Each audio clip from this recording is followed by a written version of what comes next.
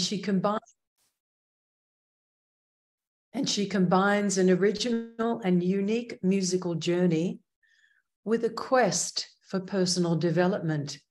She's published more than 10 albums, a book on historical music therapy, Una Melodia per lei luminoso, and she's a graduate in the United States in therapeutic music with IHTP and VAHT, Vibroacoustic Harp Therapy, and she's the director of International Harp Therapy program for France and Italy, and she organizes seminars on well-being through sound and performs in numerous concerts all over the world, in Europe, Mexico, Brazil, the US, Dubai, Egypt, with her own compositions. So we welcome Marianne. Thank you so much, Elou, and thank you so much for this wonderful welcoming. It's such an honor and a pleasure to be here. And I really enjoyed your music, so thank you so much. So I will now share my screen with you today. And my presentation is about harp therapy, but also, we will see now, how we can consider ourselves as human beings as actually a multidimensional harp. Our body, but not only our body, all the aspects we are built on. So I would like to introduce this small presentation with this wonderful phrase from Khalil Gibran, the great poet. Your body is the harp of your soul, and it's yours to bring forth sweet music from it, or confused sounds. So actually there is a lot in poetry, in mythology, in ancient narrative and philosophy, from Plato to Buddha to other kind of disciplines, which speak actually from as a human being being a harp, or as a soul being a harp, or another lyre. So I would like to start with a little bit of data of science actually. And I will speak about therapeutic music and vibroacoustic therapies, which focus mainly on frequency resonances in the physical body.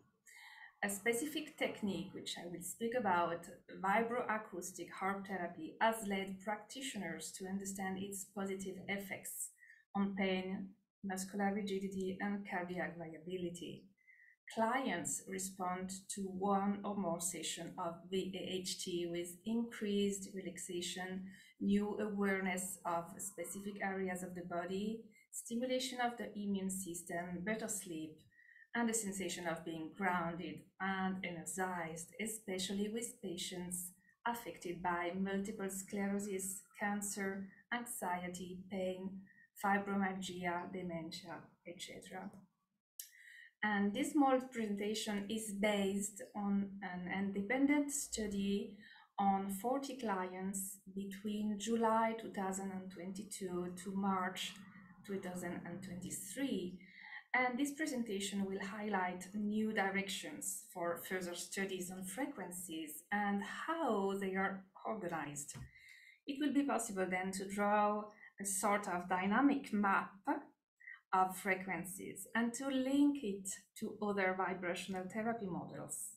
Moreover, I would like to understand with you how these techniques are not only related to physical awareness, but also to emotional release and mental imagination. And this research may lead to new considerations on therapeutic music and sound healing practices. The aim of these techniques might be to manage pain and stress and to allow lateralization between the right and left hemispheres, homeostasis, and self-awareness. So what we call vibrational therapies, there are plenty of them, and one of which I would like to speak with you is about vibroacoustic therapy and vibroacoustic harp therapy. And vibroacoustic therapy, which was mainly driven in North Europe in the late 60s, 70s, and 80s, especially with the pioneer mainly known, which is Olav Skill, who worked with autistic children. And it mainly focuses on low frequencies between 30 to 120 hertz. And it's a very valid technique to manage pain, stress, insomnia, anxiety, as well as improving the circulation. And today we can find these kind of specific devices in hospitals, schools, spas, and clinical settings, especially in Northern Europe, mainly, I would say, Germany and Scandinavia. VAHT is the use of such a device which has been developed by Sarah Jane Williams, an American harpist and psychologist.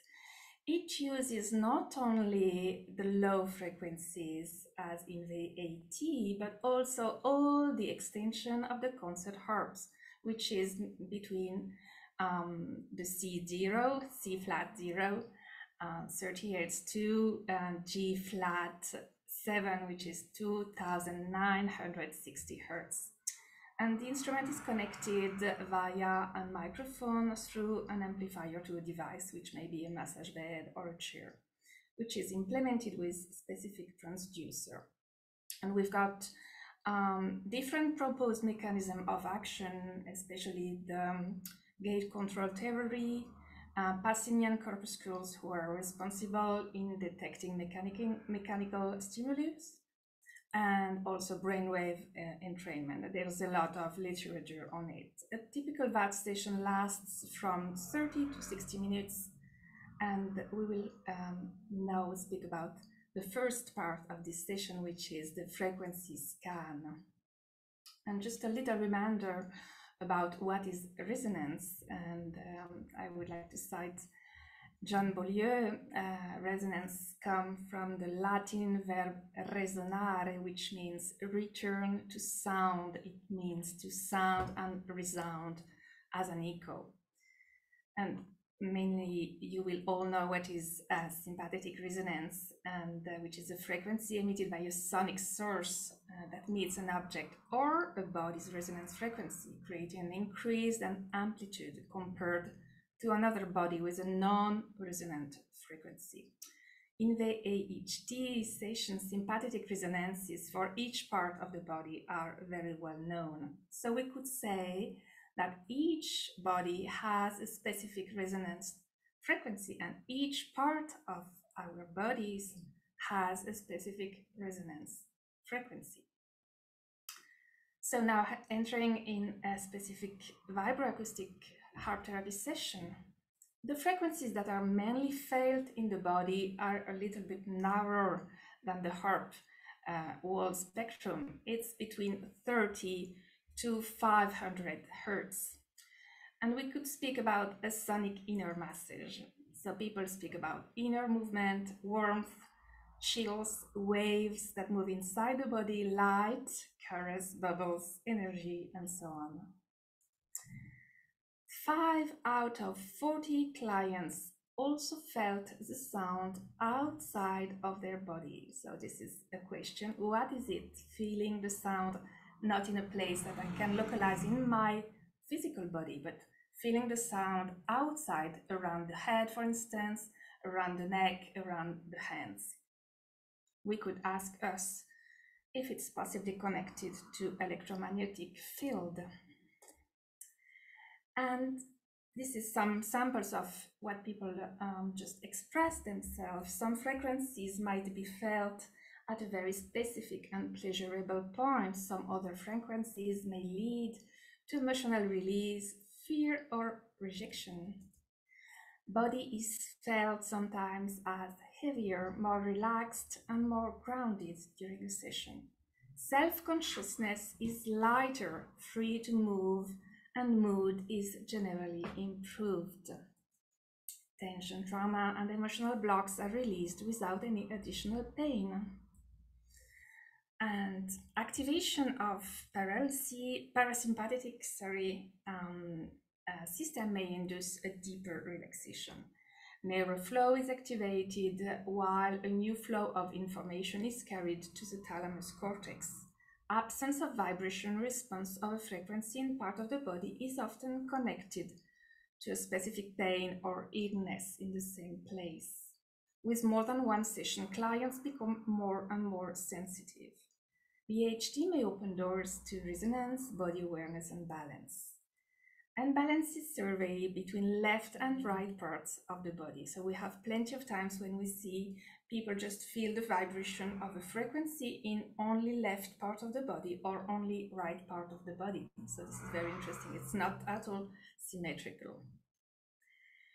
So what I have discovered is that we cannot say we all have the same frequency resonances, but I would speak about a sonic footprint. There is not one common frequency for everybody.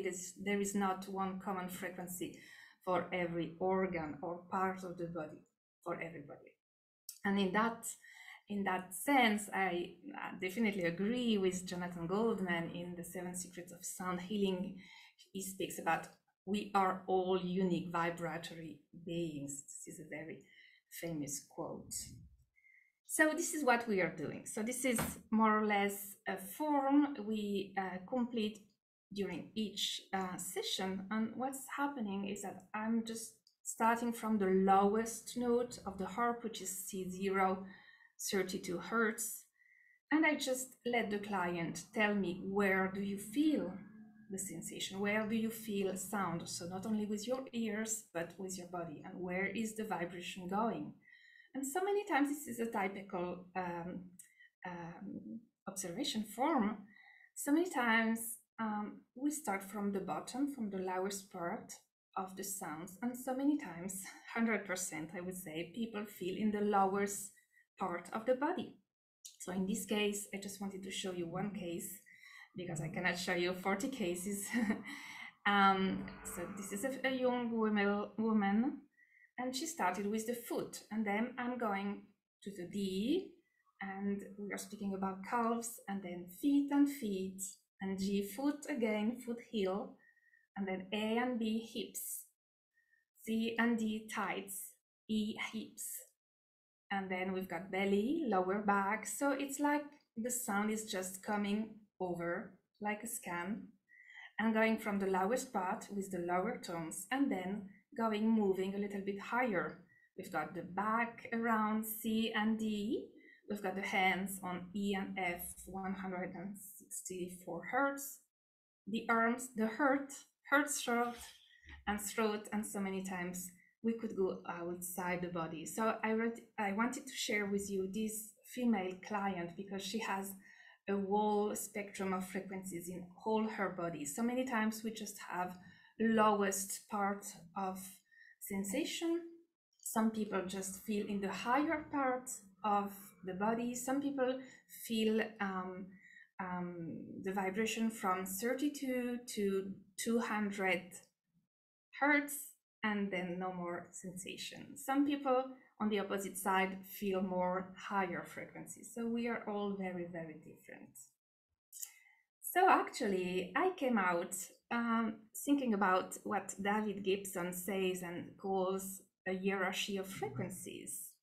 And what I would say is that mainly we could say there is a division in 4 octaves. Mainly from C1 to C2, the resonances are felt in legs and feet. From C2 to C3, resonances are mainly felt in hips, belly, and abdomen. From C3 to C4, resonances are mainly felt in the heart, lungs, abdomen, back, and arms, so the central higher parts of the thorax. From C4 to C5, resonances are mainly felt in throat, head, ears, and eyes, and sometimes outside the body. Each client may have their own frequency progression in octaves based on their natural resonant tone. So natural resonant tone is something I would like to present maybe another time because it would be definitely longer. We use it in IHTP. It's based mainly on voice resonances. And what I have found is that some clients definitely love a specific frequency on every octave. Let's say for instance, a client loves A, he will love all A's at each octave. So maybe we could say there is a frequency progression, and this is probably the next study I would like to have and maybe present, is that each client might have their own frequency based on natural resonant tones. So not only from C to C, but for instance, from A to A, if his preferred note is A, or from G to G. So this kind of discovery is not only mine, definitely, because I have read some books and studies from Marie-Louise Aucher, which was actually a French singer and the inventor of the psychophony, which is not only a theory but also a practice on developing a good voice and developing also healing and balance. And she called the form that we do a cliché des sons, which is actually a body scan on the column of the client, and which is naturally singing with her own voice. So Aucher has highlighted 4 octaves of resonances in the vertebrae on the spinal cord. And she has linked this division to the governor vessel, which is a meridian in acupuncture system. Sorry. And so this is one of the typical human body meridians. So Aucher actually worked with a lot of acupuncture doctors in France, and she studied traditional Chinese medicine, and she really linked the places of resonance of different notes that he was singing with acupuncture points and energy flow. Something I really wondered during my sessions, is there any psychosomatic resonances? I mean, is there any connection between somatotopic and psychological activities? Why is that sometimes we don't feel the resonance in a place? Why is sometimes resonance are only in the left part of the body and not in the other part of the body? Why is it possible that we sometimes feel the resonance outside of our bodies? So actually there are tons of psychosomatic studies, very famous, the work of Shelton, The Symbolism of the Human Body by Annick de Souzenel, which is a French author, psychoenergetics like Roberto Assagioli, and metamedicine, of course. And actually, I wanted to share another work of Aucher, which is maybe connected to more than 4 octaves. So she starts from the lowest part of this scheme with the C1, which is linked to physical body, and she calls it motor and rhythmic activity. From C2 to C3, still the physical body, and she calls it vegetative and sexual activity, so actually the lowest part of the thorax. C3 to C4, affective and pulmonary activity. C4 to C5, physical body still, and nerve and sensorial activity. And then she says that there is other octave of resonance, and she speaks about ethereal body, etherical material, astral body, feelings, glorious body, purpose in life. So definitely these last 3 octaves are outside the body, and there is very few at this moment scientific knowledge about it. And I think the kind of this kind of conference may open doors between different tradition, scientists, Oriental tradition, and more traditional medicine. And I will share the next one. So speaking about this kind of different sheets or koshas in yogic tradition, it is very famous that we speak about the five koshas, or actually the five shis of consciousness. And actually, we could say that from the first one, we would have actually the physical body. From C1 to C5 is actually the physical body. This is the first sheet of consciousness. And then we've got the other ethereal body, which is called pranamaya, energy layer, astral body, and glorious body, which may be linked to manoyama and vijnanamaya or anandamaya bodies. This is a question I have. So this is another relation between these bodies and the elements, and also the chakras, as we saw in the previous presentation. And as we saw in the previous presentation, there is a link in traditional yogic tradition, especially nada yoga, which is the yoga of sound, or mantra yogas, as we have seen, between the chakras, energetic levels. The mantras have been proposed, and also some tones. There is a normal tradition which links the first chakra to the C, and then the second to D, E, F, G, A, B. So actually my proposal, my question is to see that these notes might be not only a frequency, as we now today hear and practice, but they may be linked actually as an octave, or I would say a fractal of frequency, not only one frequency, but several frequencies. So this is maybe a symbolic language. And this is a question I have had with Regina Martino, which is an Italian. She's playing actually crystal balls and energetic. She's doing energetic medicine in Paris. She has a big center. And she has written several books on crystal and energetic medicines. And she herself has discovered that it's more about octave of resonances than actually notes, single tones of resonances. So she has linked herself the work of octaves to several chakras. And this division was also very famous to Bernard Auriol, which is a French psychiatrist.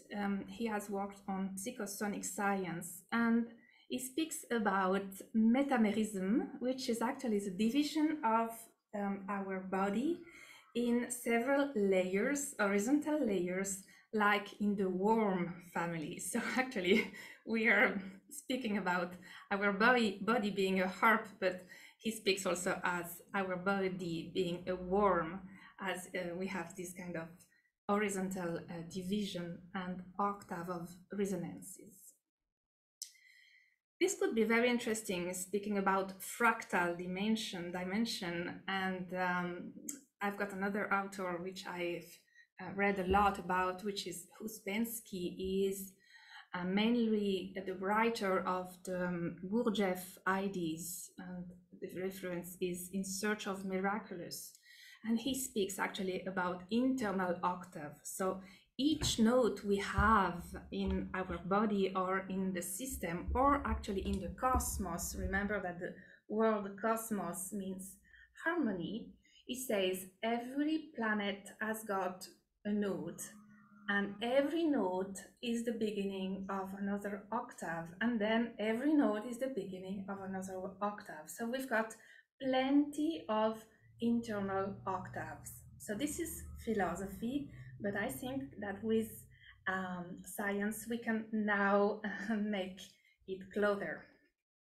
I'm going to the final part of my presentation, and I will speak a little bit about myth and symbolism, and we will have plenty of traditions speaking about the harp as the instrument of the harmony, and actually as human being a lyre on the harp, like Plato, I said earlier, says that the soul is actually a lyre with 3 strings, And also Buddha teaches on the 3 strings of the cedar. And we've got also the Veena, which actually before being a lute was an ancient lyre. We are speaking about 3,000 years before Christ. And in this time, the Veena was considered the representation of our human being. So these are the Pleiades, and it is said in tradition, in Greek tradition, that Hermes has listened to the dance of the Pleiades, and he has taken one of each to set the string and the tuning of the lyre. Same thing with Apollo. This is another division between Pingali and Idanadi, which is a bit longer for today. This is the Veena and the human body. So nowadays the Veena is considered a sort of lute of guitar, but formerly it was a harp. So I have nearly finished, and some consideration. Low frequencies can be exceptionally grounding and relaxing to the physical body. Medium frequencies might be useful in connecting with the emotional part of our clients. Higher frequencies might be useful to connect with their mental, brain, and energetic dimension. Frequencies that do not resonate on the physical body may be played anyway to open this part of the body, which might be tense or in pain or not often used. Frequencies that are hitting a painful point could be played in a very delicate touch with low intensity. Some frequencies really hit or please the clients at a very precise point. Harmonic sequences can lead to inner harmony. Modes have specific emotions and energetic dimensions, from ancient Greek scales to Gregorian modes, from Indian ragas to Middle Eastern makam. And on the right, I have put an ascending spiral of the 7 modes, which we use normally in therapeutic music, from the lowest and more introverted mode to the more outreaching Lydian mode. Each mode can be then determined with this emotional level. And entrainment and bioreasons, relaxing or dynamic music. So I am at the end, and I will share with you a conclusion from Fabien Maman, who in his book The Body as a Harp speaks about observing and harmonizing the different frequencies of the body is the beginning of understanding the multidimensional human being, layered with different qualities of vibrations, awareness, and manifestations. So thank you so much for listening. And I will stop now the sharing. Thank you, thank you, thank you. Beautiful presentation. It's so fascinating, the relationship between different notes and the body, and how the body is reading that information in general. I wanted to ask you, how many times are you playing each note, or are you just playing the notes once and then going to the next note? As soon as I have a feedback, I start playing it. So it might be 2, 3, 4 times, you know, the lowest notes just resonate so much, so they can feel it very quickly. The highest note don't resonate very much, so normally I play them 4 times, 3 times, 5 times, and you just leave them resonate. And it's also fascinating, thank you, the aspect of sometimes people will have an emotional release that's maybe not so pleasant, and other times they'll have a very joyful release, and how that's different with the different notes, the different octaves, the different people, the different day. So what is your experience with the variation? In other words, did you work with the same person over a couple of days? Yes, I did. So there is a sonic footprint for everybody. So normally I see them for like 4 weeks, once a week, or 7 weeks and once a week with a stop in the middle. And every time I just compare, the different form I have, and there is mainly always the same point for the same frequencies. And what is very interesting is that sometimes the frequency is not pleasurable, it's just hitting too much, and later it's beginning to be pleasurable. So it's like tension is just releasing, and sometimes it's there is no resonances. I don't feel this kind of vibration of frequency in my body. And this is where maybe I have an ache or maybe a broken bone or something like this. And in a few weeks, we can feel that the body awareness is just coming. So he will feel maybe in 3 weeks, the point that has been broken. He will feel where there is a tension, for instance, pain. Beautiful. Thank you. Thank you. I'd like to open it up for other people to ask questions.